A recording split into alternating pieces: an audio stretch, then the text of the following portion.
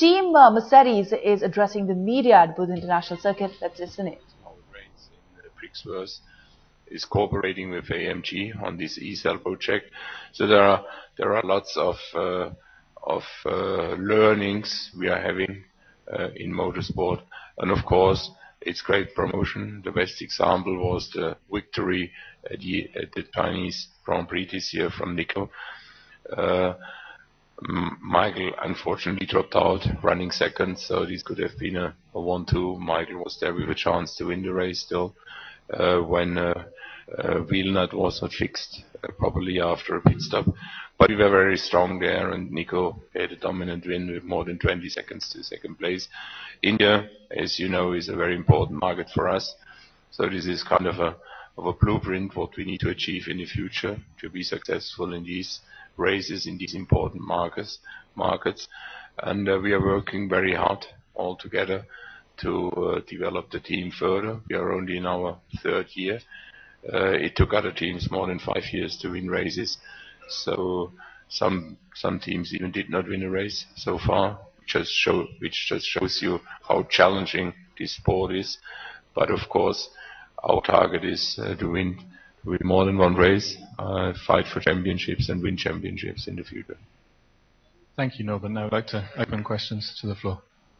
For the questions, I have a suggestion. We have our colleagues with the mics on. Just raise your hand, they'll reach it across to you and we'll start. Unfortunately, we're on a short time lead. We've got 5 minutes for the Q&As. So Shekhar, do you want to share it with somebody? Okay, we go with Arpit. Hi, my question is two questions. First to Michael and the second to Ross. Michael, you've already talked about tyre wear. Now, tyre wear hasn't really been the strong point of Mercedes throughout the season. So on the boot circuit, do you expect or have you gotten any changes which could probably affect the tyre wear issue? And yeah. Well, it's something to be seen. Each racetrack obviously reacts very different to the car, to its tires, to the performance and durability. We have seen some strong races this year, and we have seen some not so strong races. Is this track good for us or not? Matters from various factors on the track itself, on the ambient situation, and the character of our car that is naturally given, and how that is in harmony for this situation. Unfortunately, I have to say we have to wait and find out. And Ross, with very few races left for this season, how do you see the development going ahead for the next season? Also considering that you're already working on the turbocharged engines for 2014, is that going to affect, since this is going to be the last season now for the V10s probably, for the V8s? Still putting in a huge effort for next year. So we're not going to have a sabbatical for a year while we do the 2014 car. I think all teams next year will be faced with two different programs, and regulation changes for 2014 are pretty substantial. So we will have part of our team focused on the 2014 car from really the beginning of next year. But we're still putting our maximum effort into the 2013 car because we want to take a step up from where we are. So, but that's the normal situation with Formula One. You're trying to fight several battles at the same time, and so we're very focused on next year, but with a big effort going into 14 because it is such an opportunity with these new regulations to try and gain an advantage. Okay, time for last two questions. I'd start with the gentleman over there first. Norbert, my question would be to you. The thing is 2014, again, big change, especially new engines coming in. How do you think that will help you develop road cars and sports cars particularly in a better way? Can you please repeat this one? I was saying 2014, the new engines come in, smaller engines, more efficient, and so how do you think that is going to affect your road cars, and how will it help you develop better road cars? The smaller engines in Formula One. The downside as well. This is certainly a trend. We are already currently having that. We never would have thought about having a an S-Class with a 4-cylinder diesel engine. I mean, diesel is very important for this market. And I drove such a car recently, and I'm very impressed. You know, you use 5.8 liters with such a luxury car for 100 kilometers. This is really very impressive. It is just this current example has 204 horsepower, twin turbo engine.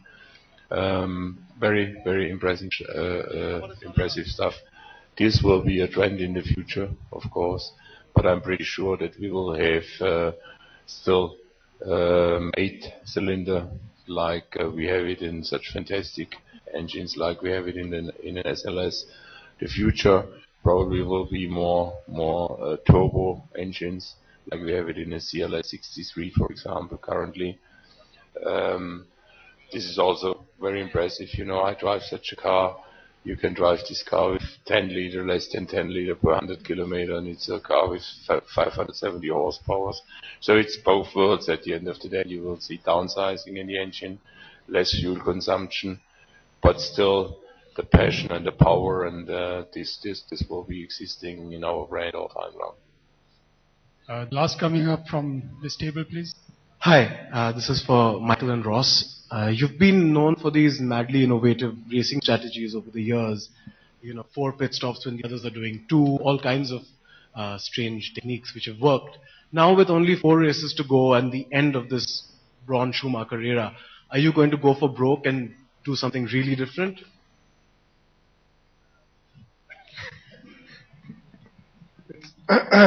It's probably a little bit more limiting, I have to say. Frustratingly, it's a bit more limiting these days without fuel as part of the strategy, because obviously now we fill the cars up at the beginning of the race and we don't have the opportunity to play with fuel levels and vary the pit stops. So I think cars unfortunately tend to fall into a general pattern.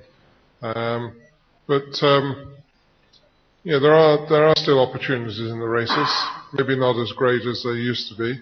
And opportunities perhaps even with safety cars or with the weather, and we'll be on our toes. And I think the great thing about